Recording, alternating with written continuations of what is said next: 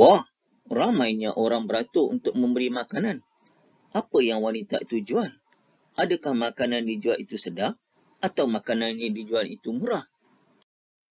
Ini pula kisah kejujuran seorang pedagang. Apa ceritanya? Nak tahu? Ini apa pula ceritanya? Rabiah si penjual susu yang jujur? Nak tahu? Kalau nak tahu, mari kita belajar Bahasa Melayu tahun 4, Unit 25, Insan Contoh. Cikgu harap anak-anak murid cikgu telah pun bersedia. Pada hari ini, kita nak mencapai objektif. Objektifnya iaitu murid dapat membina ayat aktif berdasarkan gambar dan maklumat. Cikgu rasa dah beberapa kali kamu pernah dengar perkataan ayat aktif. Jadi kemahiran pada hari ini ialah kemahiran tata bahasa. Mari kita lihat buku teks bersama-sama. Tajuk atasnya sekali itu ditulis Khidmat Masyarakat. Zara menonton filem pendek tentang sikap masyarakat. Pada suatu hari, Hakimi ke kedai untuk membeli roti. Selepas mengambil roti, dia pun ke kaunter. Dia ingin segera membayar harga roti tersebut. Latihan pada hari ini, kamu perlu melengkapkan tempat kosong dengan ayat aktif berdasarkan perkataan yang diberikan kepada kamu, iaitu ada dua perkataan yang diberikan, terlupa, satu, yang kedua, keluar. Permulaan ayat dia berbunyi begini. Oleh sebab ingin segera pulang. Tempat kosong. Isikan apakah ayat yang sesuai berdasarkan gambar dengan menggunakan ayat aktif. Latihan untuk gambar kedua pula. Ayatnya bermula begini. Tiba-tiba juru jual itu memanggil Hakimi. Sambungkan ayat apakah yang sesuai berdasarkan gambar dengan menggunakan juga ayat aktif. Sekarang, mari kita bincang jawapan. Pastikan kamu buat terlebih dahulu latihan yang diberikan. Ini adalah sebagai panduan jawapan buat kamu sahaja.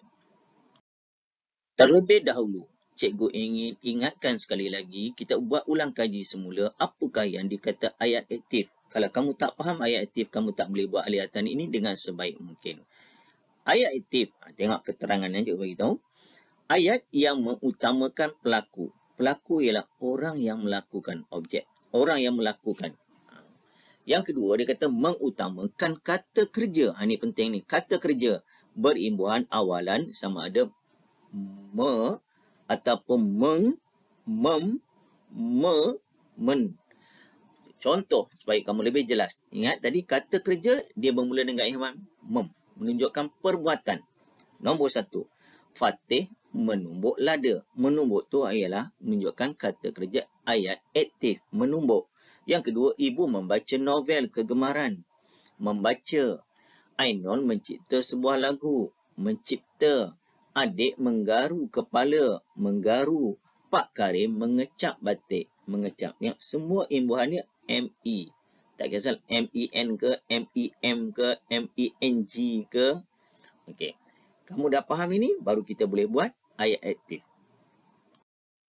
Ada dua yang cikgu warnakan di sini. Satu hitam, satu lagi warna merah. Perkataan yang diberikan pada kamu adalah terlupa dan keluar. Kita buat ayat sama. Tadi ayat diberi ya. Ayat pertama diberi pada kamu. Oleh sebab ingin segera pulang. Sampai situ saja. Kemudian kamu kena sambungkan. Hakimi memberikan wang tanpa melihat harga itu. Dia terlupa mengambil wang bakinya. Dia terus berjalan keluar dari kedai itu. Mungkin tergesa-gesa Hakimi dia nak ke mana. Okey. Dalam ayat ini terdapat beberapa perkataan yang menunjukkan aktif. Iaitu memberikan. Mengambil. Ada dua. Yang cikgu merahkan ini menunjukkan ayat aktif. Lihat pula gambar yang kedua. Tiba-tiba juru jual itu memanggil Hakimi. Dia memberikan wang baki itu kepadanya. Hakimi meminta maaf dan berterima kasih kepada juru wang itu. Dia di sini ada tiga. Memanggil. Yang kedua, memberikan. Yang ketiga, meminta maaf. Tengok, seorang peniaga yang jujur. Ada baki, kembalikan. Segera mencari siapa pembelinya. Dan Hakimi pula bagus juga. Dia minta maaf kerana atas kecuaiannya. Nampak?